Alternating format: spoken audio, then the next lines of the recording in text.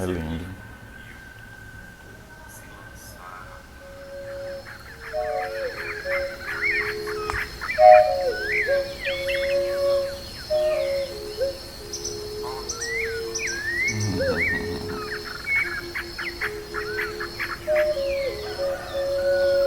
Bom dia, boa tarde, boa noite, dependendo do tempo aí que você estiver me vendo. Espero que vocês estejam bem. Eu estou agora aqui gravando esse vídeo para comentar um pouco com vocês sobre o primeiro vídeo que eu postei no canal, Breu da Selva, e ele se chama Entrando na Mata. É um pequeno vídeo poema de abertura, de apresentação, que mostra um pouco de tudo que me permeia, de tudo que faz parte da minha produção artística, das minhas buscas pessoais, das minhas viagens por aldeia indígena e projetos que fazem parte do que eu ando fazendo. Tanto nas artes, né? Artes tradicionais, com pintura, artes digitais, usando o computador, e na música também, já que a trilha foi eu que fiz, então eu venho trabalhando muito também com música e fazendo trilha para alguns projetos. Isso tudo de forma intuitiva, algumas coisas mais elaboradas e planejadas, outras no puro impulso criativo, que é algo que eu adoro. Então, deixa eu abrir aqui o vídeo para ir comentando parte por parte dele.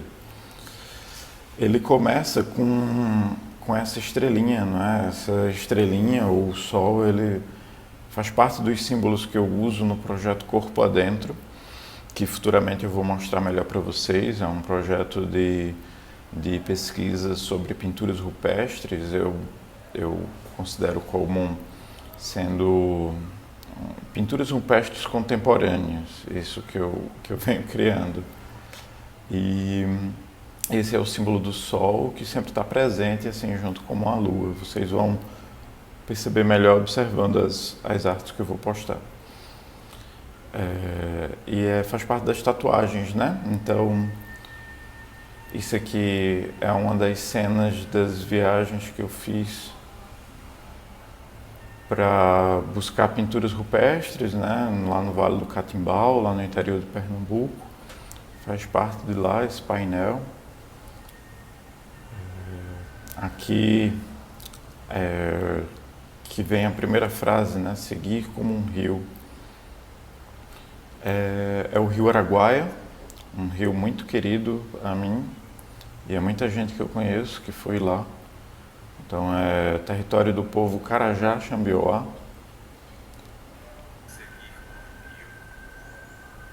Se lançar ao mar. Aqui você já vê uma pintura tradicional que eu fiz. Uma das pinturas eu fiz numa tela de Eucatex, e representa uma Quetzalcoatl, é um ser mitológico da cultura asteca,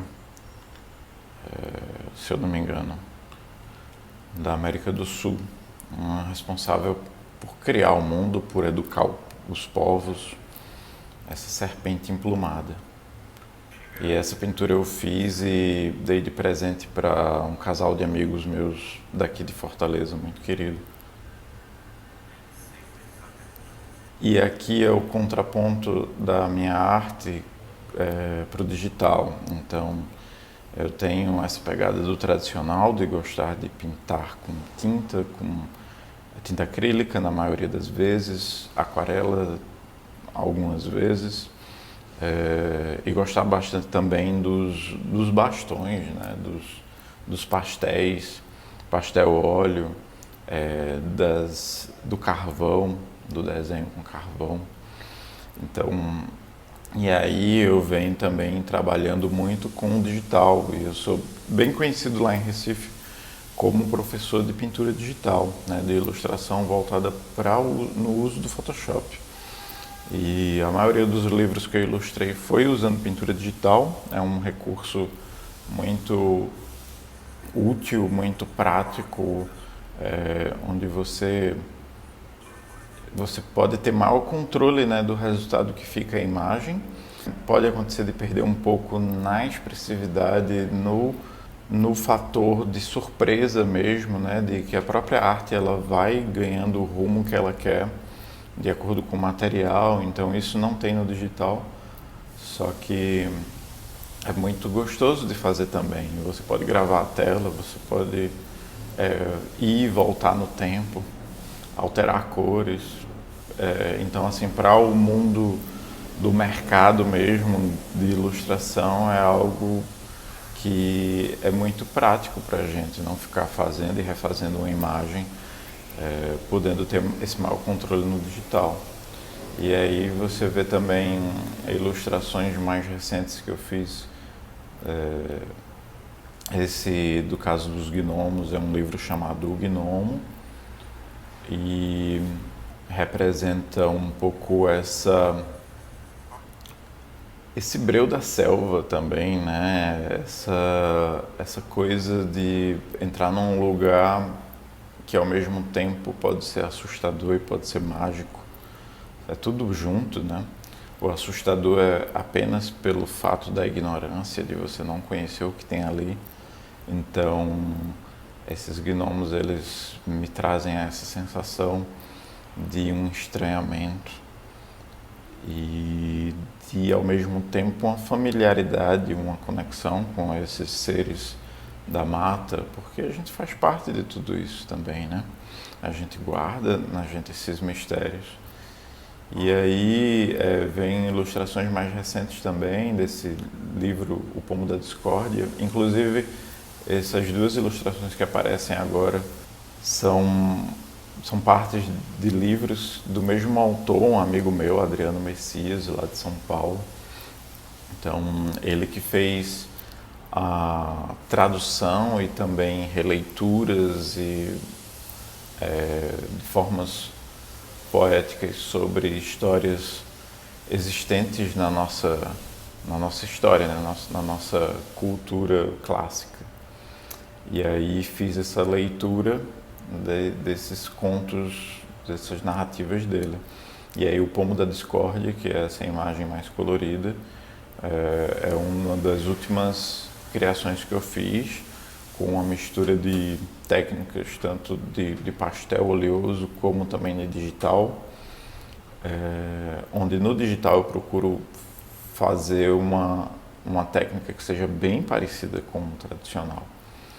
E aí são imagens que eu me orgulho muito de ter feito, assim, porque é resultado de uma vida de experimentações, de desconstrução também. E aí são essas cores, né, todas aí que fazem parte do pastel oleoso, fazem parte dos meus experimentos com modelo vivo também, seja lá em Recife, seja em Fortaleza. E aí eu vi que soltou mais meu traço para chegar nesse resultado plástico, né?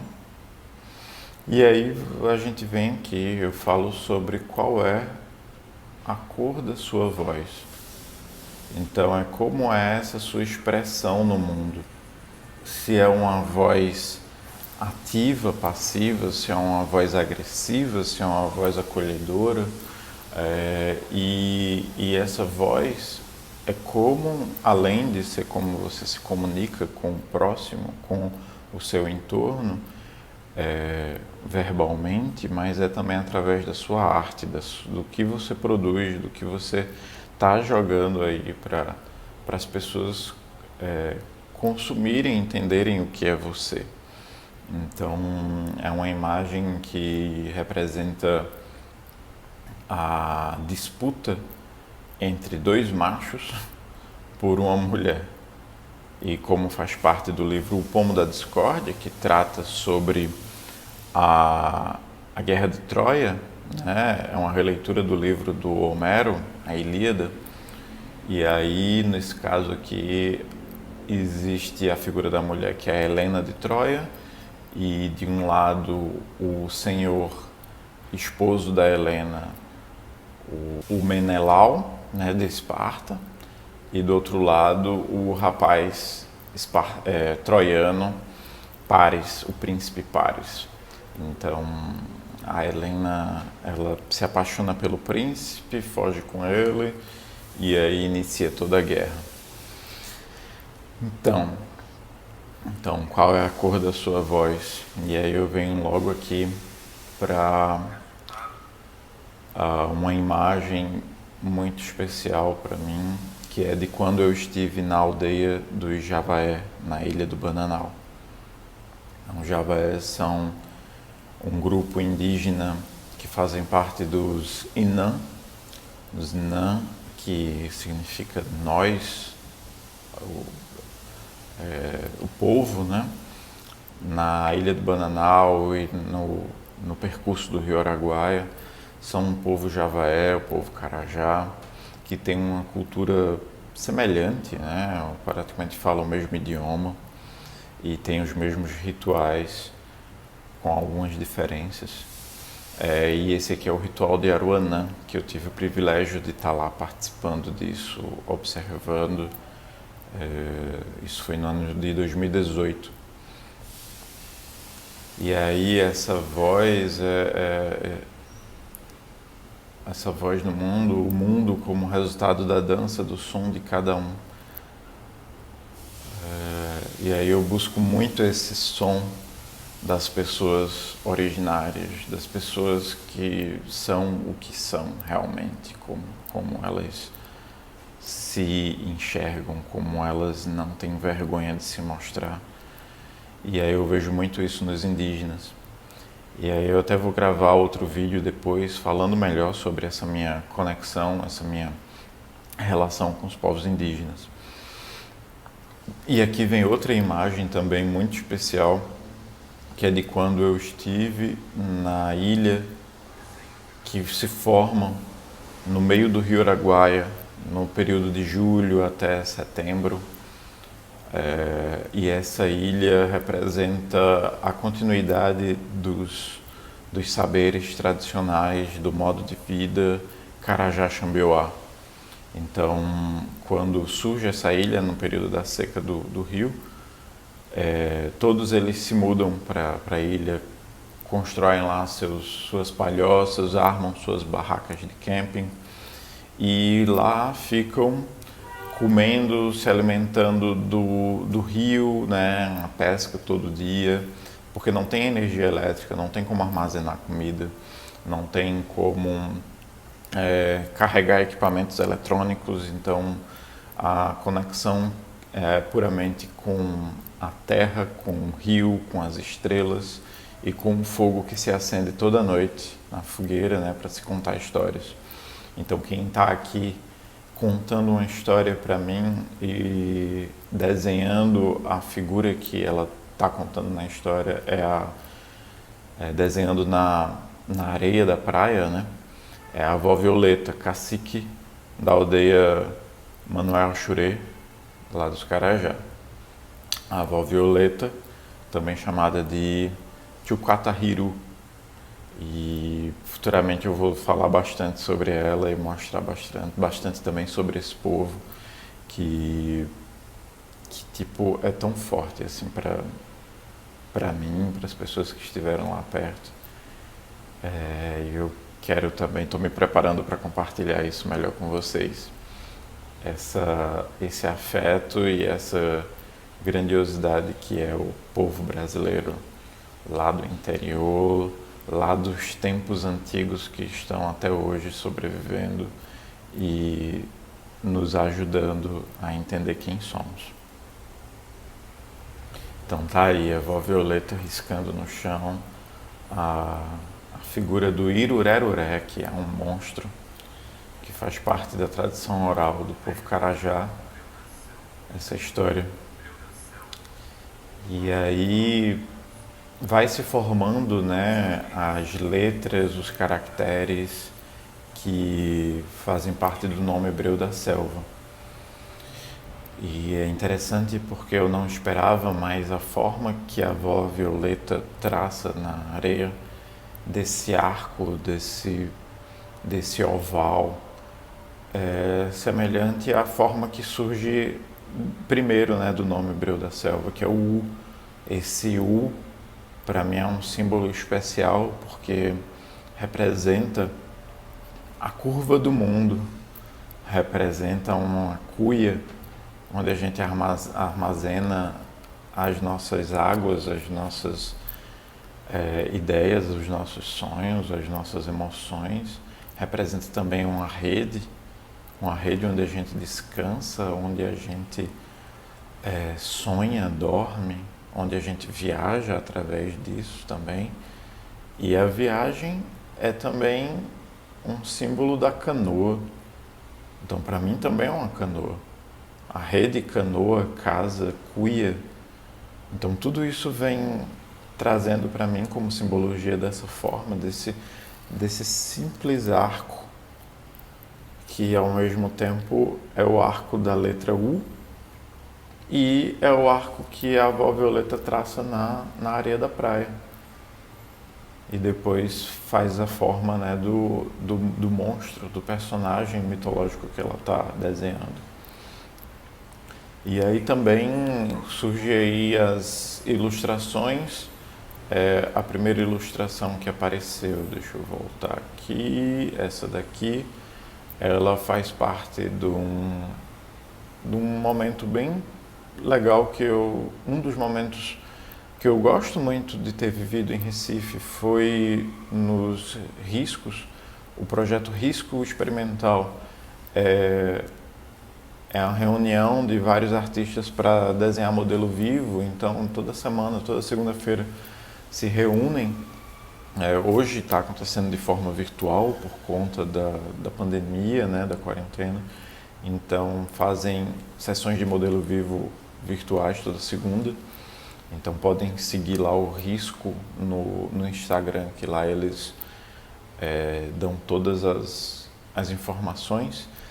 E essa foi uma sessão muito especial de uma amiga minha, a Vi Brasil, uma amiga queridíssima lá de Recife, onde ela expôs, né, o corpo, a expressão dela, para a gente fazer arte, para a gente representar o corpo dela, a energia dela, no estilo de cada um, no modo de enxergar de cada um. E esse foi uns desenhos que eu fiz usando pastel oleoso e acabei presenteando uma outra amiga minha muito querida de lá também, de Recife, a Joana Veloso. Então que bom que está lá com ela, que bom que tivemos esses momentos, seja com a Vi, seja com a Joana, no Risco, né? Pessoal maravilhoso. E aí volta aqui uma ilustração sobre o trabalho do Pomo da Discórdia. E aqui representa uma ninfa, uma mulher que na verdade é uma figura mitológica, uma ninfa, que é a mãe do herói Aquiles. E aí é no momento do livro que narra a forma como Aquiles se tornou invencível. Então a mãe dele banhou ele nas águas desse rio sagrado, dessas águas poderosas que fazem parte dela própria, né, uma ninfa das águas.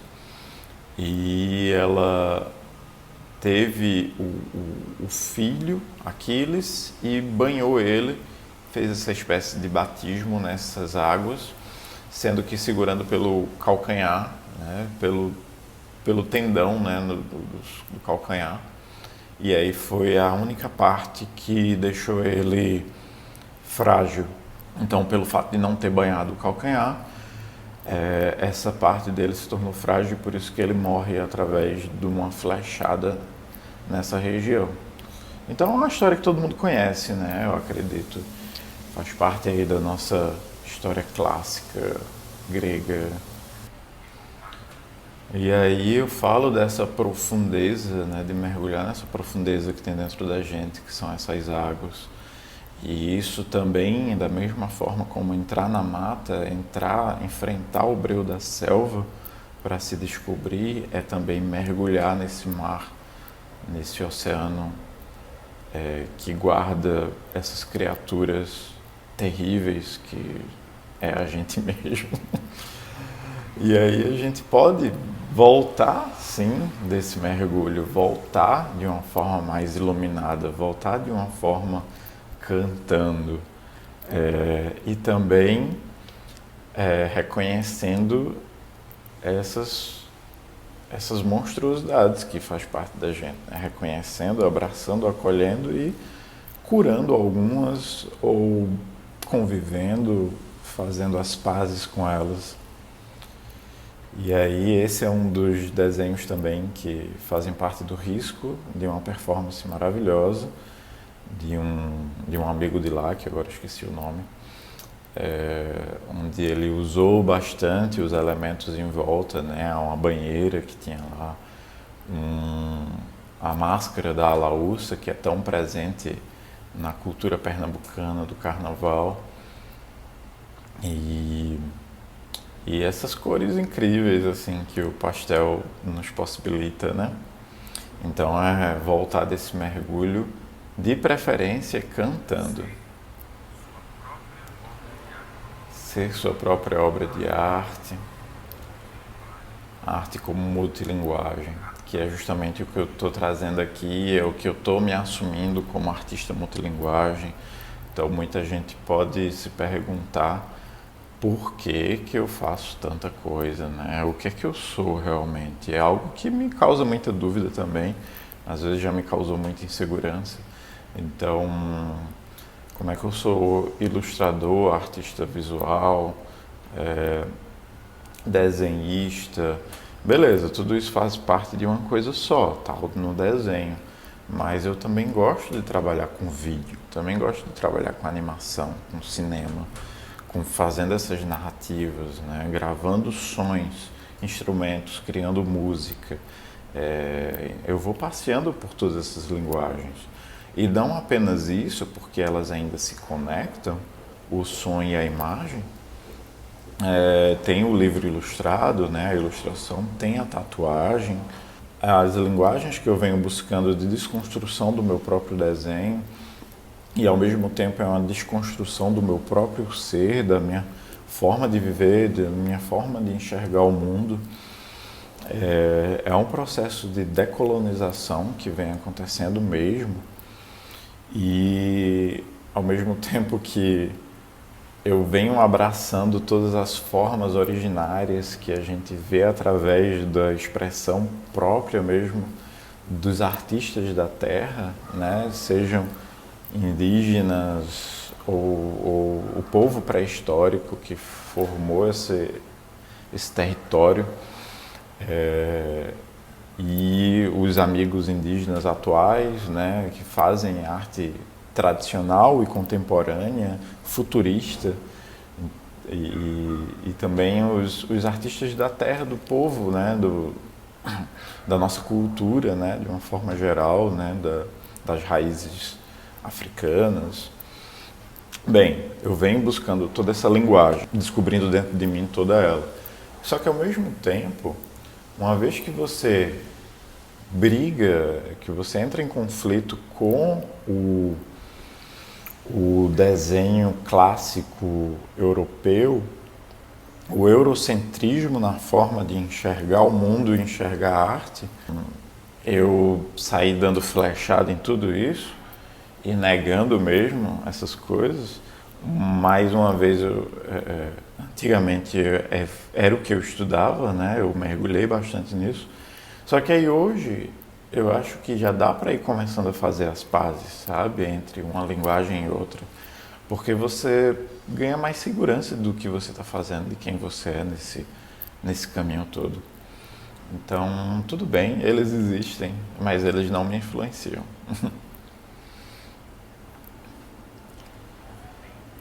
E aí, essa arte multilinguagem que eu faço, também entrando a performance, também entrando essa mistura de linguagens, de imagem, de som, de vídeo, projeção,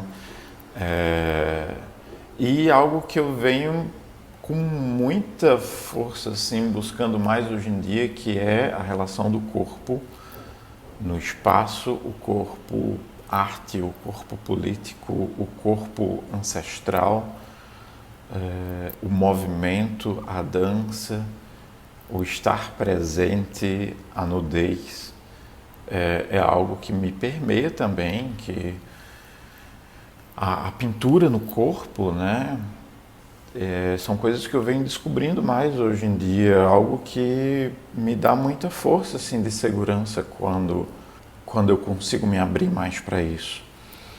E aí é algo que eu estou trabalhando constantemente, assim, desde um tempo, e aos poucos eu vou mostrando mais também, de acordo com se a vergonha permitir mostrar.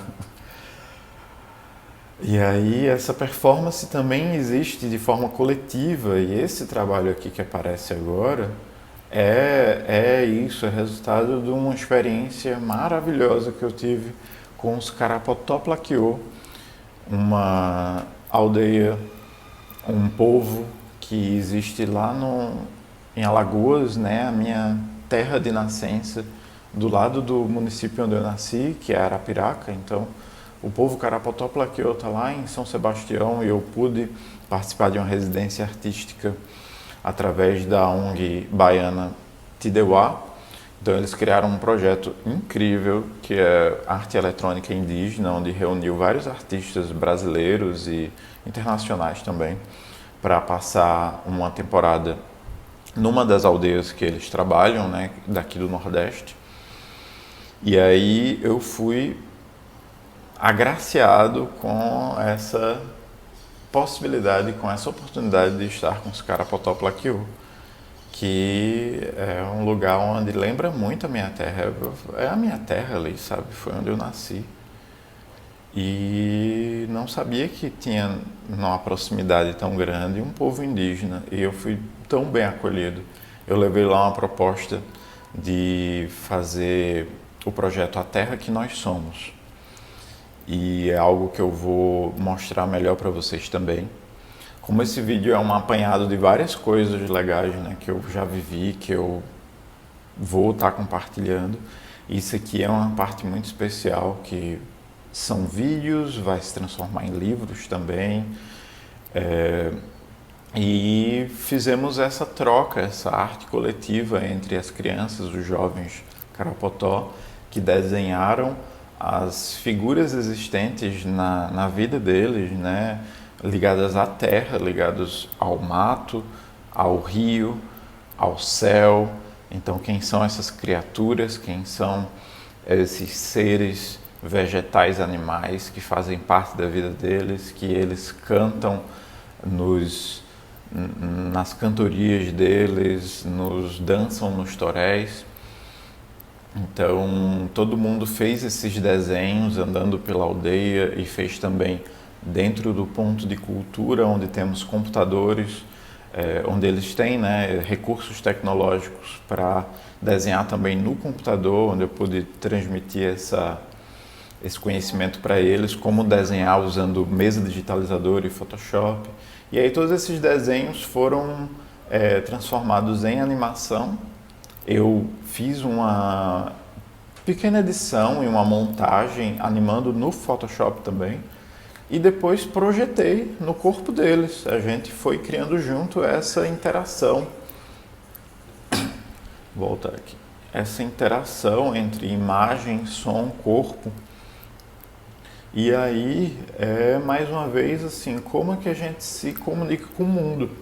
E isso tudo faz parte deles, isso foi muito forte, experienciar isso para eles e usar o corpo como um suporte dessa linguagem. E aí eu falo aqui também no poema a forma sem forma, né? Forma sem amarras colonizadoras, como eu disse, é um processo meu de decolonização do meu traço.